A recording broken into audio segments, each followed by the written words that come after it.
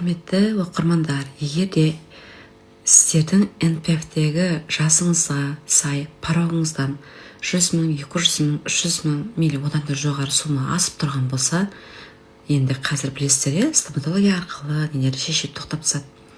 Енді көп келетін сұрақ осы 100 мың, 200 мың асса да осы ақшамды шешуге бола ма деп сұрайтындар көбейді. Қазір оны шешудің бәрін тоқтап тастады. Білесіздер, хабарларыңыз бар. Енді жылдың аяғына стоматологияны қосады, қоспайды, пока белгісіздің қосады деп жатыр. Сіздерге енді қазір ешқандай мүмкіндік жоқ болғандықтан асқан сумаларыңызды шешуге асықпаңыздар. Егер қаласаңыздар, мақсатты қолдануға болады, ипотекаларыңызды жапсаңыздар, немесе отбасы банкке депозитіңізге аударып, үй алу мақсатына аударып қойсаңыздар болады. Көп келетін сұрақ, осыны шешсем бола ма, осыны шешсем бола ма деп.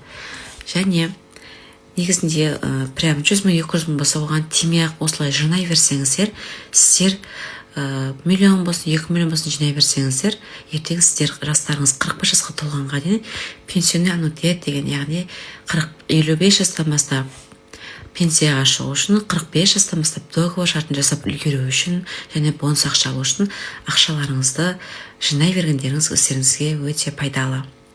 Мен айтар едім, ешқайда жұмсамаңыздар деп. Егер прям қатты мұқтаж болмасаңыздар, пенсионный аннуитет шартын жасауға қазірден бастап дайындалыңыздар. Менің жасым қазір 36-да. Мен зейнетте жұмыс жасамаймын. Сондықтан да мен 45 жастан бастап аннуитет шартын жасауға дайындалып жатырмын. Қазір менің жинағымда 6 миллион 300 мың теңге ақша бар. Мен әлде жұмыс жасап пенсионкамды өзім ипа жасап салып отырғандықтан, менің 45 жаста 9 миллион ақша болу керек.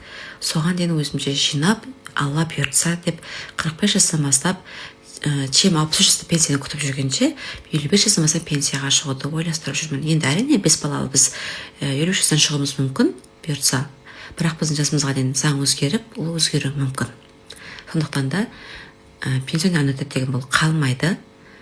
Осыған әрекет жасап, осыған дайындалыңыздар дер едім. Уақыт деген зымырайды кетеді.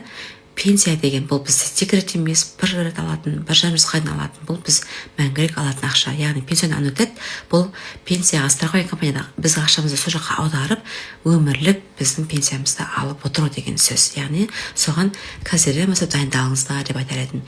Пенсияға ақша жиналса, сразу біздің қазақтар шешіп алуға дайын тұрады. Әрине қатты мұқтаж болмасаңыз, осыған дайындалыңыздар. Бұл өте пайдалы. Егер осыған шарттарыңыз келіп тұрса, міндетті түрде пайдаланып қалыңыздар. Өйткені бұған барлық адам шарттарына сай келе бермейді. Ақпараттың пайдалы болса, парақшама тіркеліп алыңыздар, лайк басыңыздар, комментарий жазыңыздар, білмейтін сұрақтарыңызға жіберіңіздер. Рахмет барлықтарыңызға.